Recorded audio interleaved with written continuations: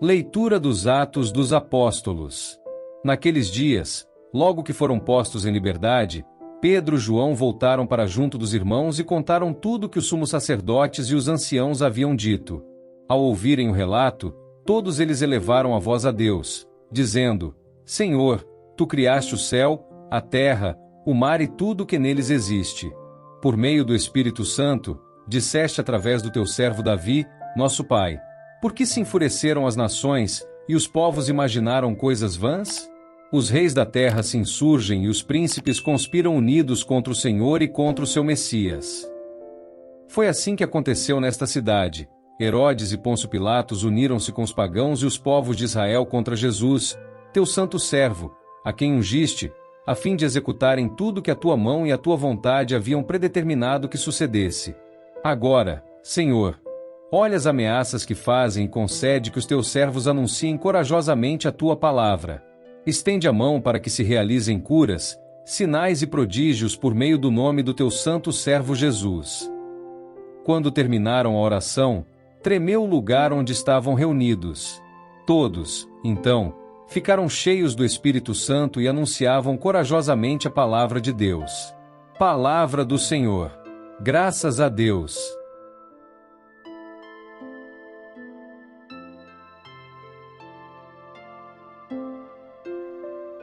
Proclamação do Evangelho de Jesus Cristo segundo São João. Glória a vós, Senhor. Havia um chefe judaico, membro do grupo dos fariseus, chamado Nicodemos, que foi ter com Jesus, de noite, e lhe disse: Rabi, sabemos que vieste como mestre da parte de Deus. De fato, ninguém pode realizar os sinais que tu fazes, a não ser que Deus esteja com ele. Jesus respondeu: em verdade te digo, se alguém não nasce do alto, não pode ver o reino de Deus. Nicodemos disse: Como é que alguém pode nascer, se já é velho? Poderá entrar outra vez no ventre de sua mãe? Jesus respondeu: em verdade te digo, se alguém não nasce da água e do Espírito, não pode entrar no reino de Deus. Quem nasce da carne é carne, quem nasce do Espírito é Espírito. Não te admires por eu haver dito: vós deveis nascer do alto. O vento sopra onde quer e tu podes ouvir o seu ruído, mas não sabes de onde vem, nem para onde vai. Assim acontece a todo aquele que nasceu do Espírito. Palavra da salvação. Glória a vós, Senhor.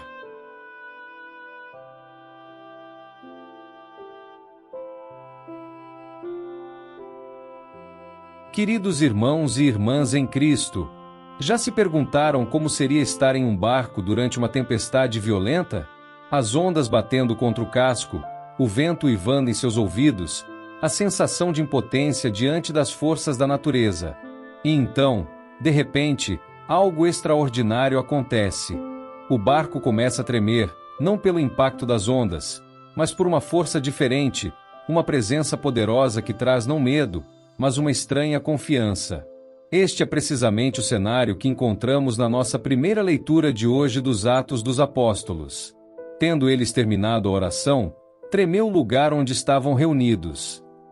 Que imagem poderosa! Os primeiros cristãos, recém-saídos de uma experiência de perseguição, estão reunidos em oração. Pedro e João acabaram de ser libertados após serem detidos pelas autoridades judaicas. A comunidade está enfrentando sua primeira grande tempestade de oposição. E como eles respondem? Não com medo, não com desespero, não com planos estratégicos de autopreservação. Eles respondem com oração. E que oração! Não pedem para serem poupados da perseguição ou para seus inimigos serem derrotados.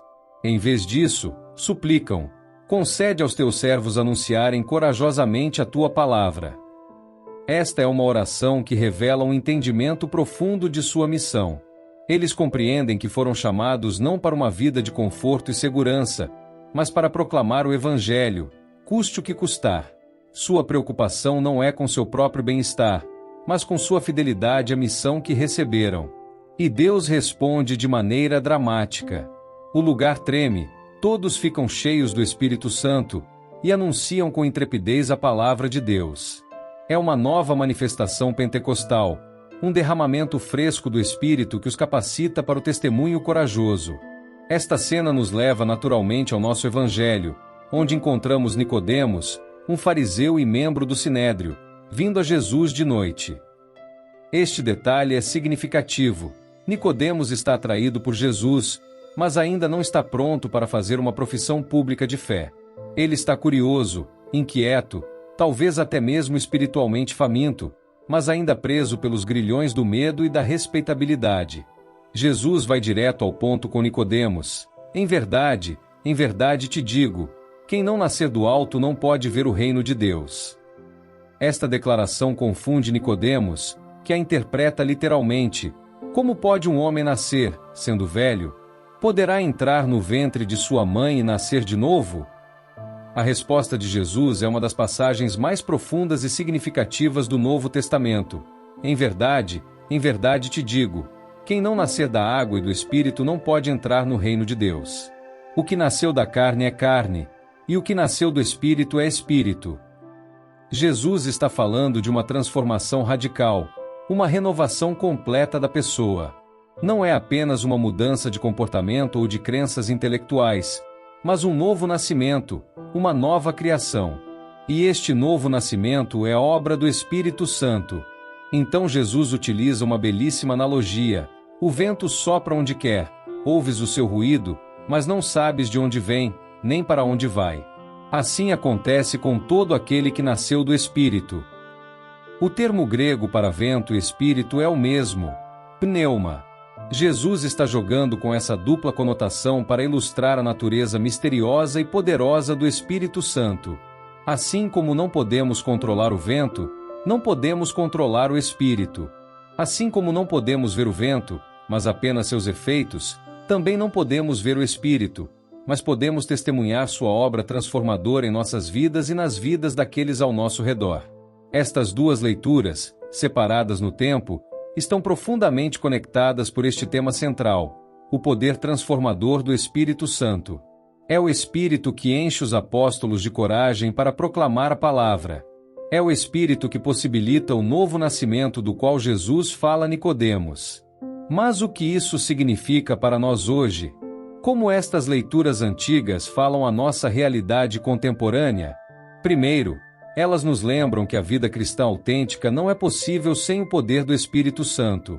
Por nossos próprios esforços, não conseguimos gerar a coragem que os apóstolos demonstraram, nem experimentar o novo nascimento que Jesus descreve. Precisamos reconhecer nossa dependência radical do Espírito. Na sociedade contemporânea, que tanto valoriza a independência e a autossuficiência, esta é uma mensagem contracultural. Somos constantemente incentivados a fazer acontecer, a confiar em nossas próprias forças e habilidades. Mas a fé cristã nos convida a uma humildade radical, reconhecendo que, sem o Espírito, não podemos fazer nada de valor eterno. Segundo, estas leituras nos desafiam a considerar se, como Nicodemos, estamos mantendo nossa fé nas sombras. Estamos vindo a Jesus de noite, temerosos de professarmos publicamente nossa fé? Ou estamos, como os apóstolos, pedindo a Deus a intrepidez para anunciar sua palavra, mesmo diante da oposição? Em um mundo cada vez mais secular e muitas vezes hostil à fé cristã, é tentador manter nossas crenças em privado, compartimentalizando nossa vida espiritual. Mas Jesus não chama seguidores secretos. Ele chama discípulos que estão dispostos a nascer do Espírito e a viver publicamente à luz dessa nova identidade. Terceiro, estas leituras nos convidam a uma abertura radical à ação imprevisível do Espírito em nossas vidas. Assim como o vento sopra onde quer, o Espírito nem sempre opera de acordo com nossos planos e expectativas. Às vezes, ele nos leva a lugares que nunca imaginamos, nos chama a tarefas que nunca consideramos, nos conecta com pessoas que nunca teríamos escolhido. Esta abertura ao inesperado é particularmente desafiadora em nossa cultura que valoriza o controle e a previsibilidade. Queremos mapear nosso futuro, planejar cada detalhe, eliminar surpresas. Mas a vida no Espírito é uma jornada de confiança, um caminhar pela fé e não pela vista. Finalmente, estas leituras nos lembram que o poder do Espírito não é principalmente para nosso benefício pessoal, mas para o testemunho. Os apóstolos foram cheios do Espírito não para sua própria satisfação espiritual, mas para anunciar com intrepidez a palavra de Deus. O novo nascimento do qual Jesus fala não é apenas para nossa salvação individual, mas para nos tornar agentes do reino de Deus no mundo. Meus queridos irmãos e irmãs, hoje somos convidados a uma vida no Espírito, uma vida de coragem, não de medo, uma vida de testemunho público, não de fé privada, uma vida de abertura ao inesperado, não de controle rígido, uma vida de serviço aos outros, não de satisfação egoísta. Imaginem como seria nossa comunidade se cada um de nós abraçasse plenamente esta vida no Espírito. Como seriam nossas famílias, nossos locais de trabalho, nossos bairros? Como seria a nossa paróquia? Talvez, como os apóstolos, precisemos começar com uma oração simples. Senhor, concede aos teus servos anunciarem corajosamente a tua palavra. E talvez, se orarmos com sinceridade e abertura, experimentaremos nosso próprio tremor, nossa própria manifestação pentecostal. Que possamos, como Nicodemos, sair das sombras para a luz. Que possamos, como os apóstolos, ser cheios do Espírito Santo para um testemunho corajoso. E que possamos, como toda a comunidade cristã primitiva, experimentar o poder transformador do Espírito em nossas vidas e em nosso mundo. Que o Espírito que sopra onde quer continue a renovar nossas vidas, nossa igreja e nosso mundo. Amém.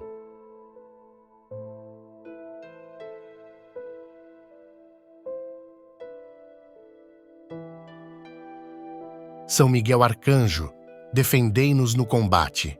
Sede o nosso refúgio contra as maldades e ciladas do demônio. Ordene-lhe Deus, instantemente o pedimos, e vós, príncipe da milícia celeste, pela virtude divina, precipitai no inferno a Satanás e aos outros espíritos malignos que andam pelo mundo para perder as almas. Amém.